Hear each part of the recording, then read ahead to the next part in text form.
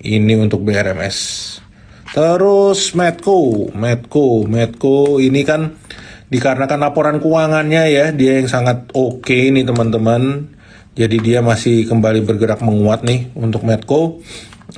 Kalau kita lihat ditambah lagi kan Aman Mineral ya, Aman Mineral ini lebih clear kemungkinan akan IPO untuk tahun ini. Jadi sebenarnya masih cukup menarik nih untuk di Medco.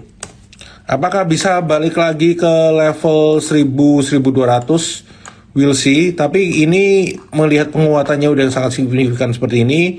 Kalau ada koreksi-koreksi pun sebenarnya nggak kaget ya teman-teman. Jadi kalau ada koreksi ini teman-teman bisa coba pakai area-area ini untuk supportnya. Itu di dekat, sorry ini kita mundurin sedikit. BBM naik. Enggak sih ya, kalau harga minyak dunia sih itu yang lebih ngefek. Ya ini sebenarnya menariknya di sini ya. Ini untuk Medco nih teman-teman. Jadi Medco sendiri ini kan masih bergerak menguat, resistennya itu juga dia masih di atas. Jadi sebenarnya masih cukup oke ini teman-teman. Kalau kita mundurin sedikit, kita cari yang dekat, lebih dekat, itu ada di kisaran ini sih. Ya ini mungkin kan agak kejauhan ya. Hop, ya di kisaran sini teman-teman, 1075. Ini untuk Medco ya. Kalau ada koreksi-koreksi 775 dan sampai level segini 775 825 ini bisa coba entry lagi. Itu untuk Medco. Terus kalau kita ngomongin minyak-minyakan sebenarnya ada satu nih menarik. Ini bisa jadi trading ideas ya untuk teman-teman. Wintermar. Wintermar ini pergerakannya sangat menarik. Dia kan waktu itu bergerak sideways, dia berhasil break, terus agak kempes lagi, dan hari ini melanjutkan penguatannya ya.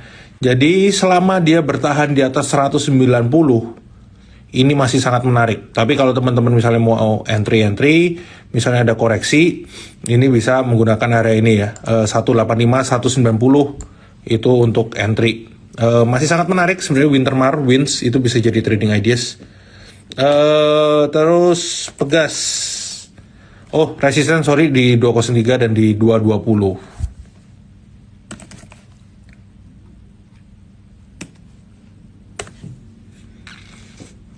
Oke, kalau untuk support dan resist perlu tarik garis ya. Cuman ini memang settingan aja yang tulisan-tulisannya itu kita tambahin sendiri.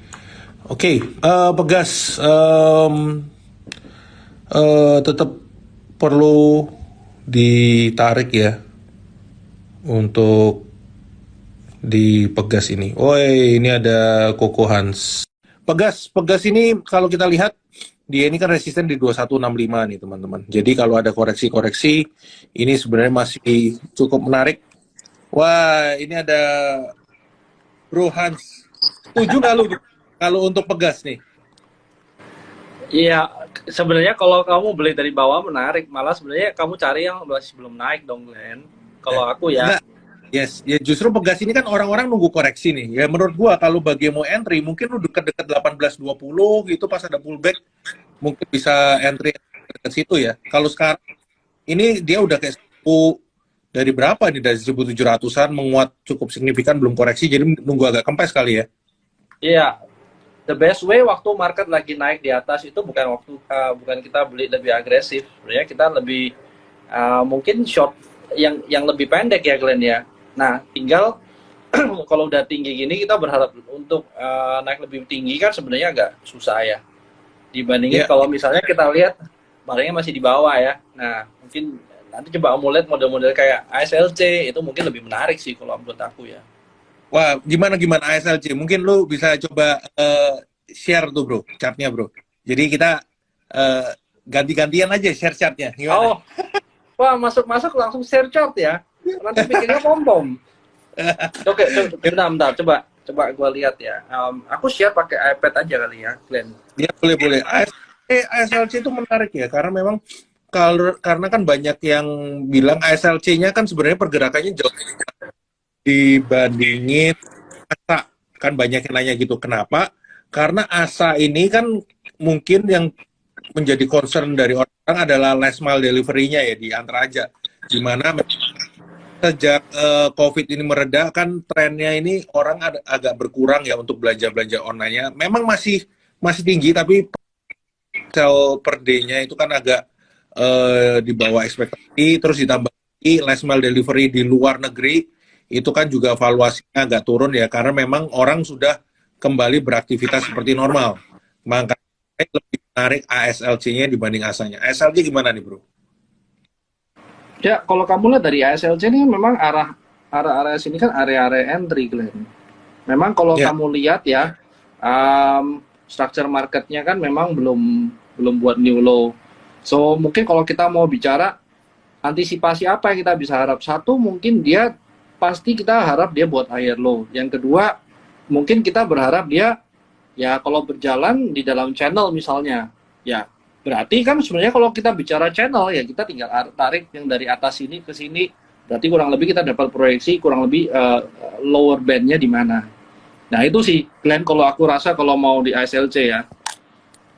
ya, itu gue juga lumayan agree sih untuk di ASLC. Jadi mungkin teman-teman kalau yang bingung kayak ASA apa ASLC ya, mending ASLC-nya dulu teman-teman. Nah, terus ada yang nanya sebenarnya tadi itu sebentar gua friend nih bro. Aduh, friend hari ini kayaknya koreksi ya. Gimana nih? Ya kalau friend koreksi sebenarnya gini, friend itu kan kalau kamu lihat memang di area-area neckline ya kalau nggak salah ya Glenn ya. Terus juga Hmm, kalau dia friend ini kan sebenarnya udah dari tahun lalu kita udah tahu nih model-modelnya lebih liar nih Glenn. ya, Nah, tinggal kalau kamu lihat friend ini kan di area-area neckline terus dia pullback, ya wajar sekali. Malah kalau kamu mau pakai technical view, ya oke, kita mau lihat dia sebagai misalnya cup and handle kah? Atau misalnya kita mau lihat dia sebagai higher low kah? Anyway, yang harus kita perhatikan adalah di bagian sini nih Glenn. Waktu dia pullback ini kan cukup kenceng nih. ya. Nah, yang kita harapkan waktu dia pullback itu kan jangan sampai dia buat new low ya. Berarti yang di sini jangan sampai buat new low.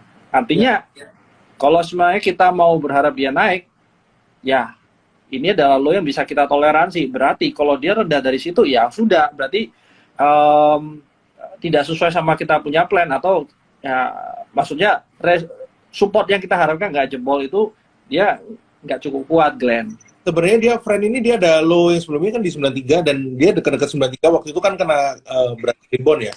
Jadi sebenarnya kayak bertahan Ini kalau tadi bertahan di dekat-dekat sini menarik nih, Bro. ini gara-gara tadi kamu bahas friend ini ya. Langsung sinyalnya diputus gitu. Iya, iya, iya, iya. Ya, jadi memang ini Glenn. Nah, kalau kita ngomong ini apa sebagai continuation misalnya, berarti kan sebenarnya kita mau apa harap dia tuh masih turun ke bawah sini sebagai continuation atau gimana? Nah, kalau misalnya kita lihat dia sebagai continuation ya berarti support ini yang mungkin kita jaga. Tapi kalau at this point ya kita tinggal lihat minor trendnya ini mau ngapain di Glenn. Aku rasa sih kalau kita lihat lebih jauh lagi sebenarnya kan dia potensi buat cup and handle nih misalnya kalau pakai chart Ya, pattern. Nah anyway dari minor trends ini yang kita perhatiin sih Glenn. iya, iya, iya, iya, agree, agree, agree. Ya itu sebenarnya untuk friend masih cukup menarik dan saya rasakan teman-teman ini sebenarnya masih banyak yang hold nih karena ya friend ini kan salah satu saham kesayangan dari teman-teman retail, bro. Jadi kayaknya masih banyak yang hold dan masih sering banget ditanyain. Terus banyak yang nanya hari ini Dewa berhasil break nih, ya kan? Waduh, jadi gimana nih? Yang ketinggalan, yang waktu itu mungkin jarang ngikutin live kita, pada waduh ketinggalan nih masuknya di berapa nih sekarang. Kalau udah ikutan beli, pasti pertanyaannya TP-nya di berapa? Gimana? Ya kalau aku bilang aku udah TP gimana dong Glenn? Aduh, ya sebenarnya gini bro, justru kalau udah TP berarti kan TP itu nggak pernah salah. Jadi teman-teman ya, kalau TP teman-teman udah cuan mau ngurangin ya nggak masalah, TP itu nggak pernah salah. Apalagi kalau teman-teman udah memang ngikutin dari kita kan bahas Dewa lumayan di bawah ya, dari kayak di 50 di 60 itu kita sempat bahas. waktu itu tuh pas dia ada pullback mendekati level 67, kita juga rekomendasiin untuk entry lagi. Nah, tapi sekarang mana nih bro kayak ini? Apakah menurut lu Dewa ini masih cukup menarik atau Ya, better nunggu kalau yang belum punya nih gimana? oke, Glenn, ada dua hal yang bisa kita lihat dari sini ya. Hmm. Secara korelasi, ya hampir semua barangnya Bakri ini jalan, Glenn. Ya. Hampir semua.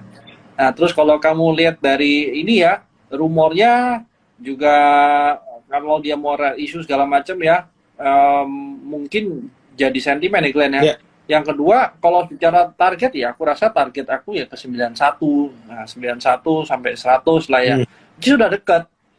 Nah, kalau kemarin aku masuk dari harga 70 ke bawah, nah otomatis harga sekarang udah 18% dalam 1-2 hari ya, 3 hari.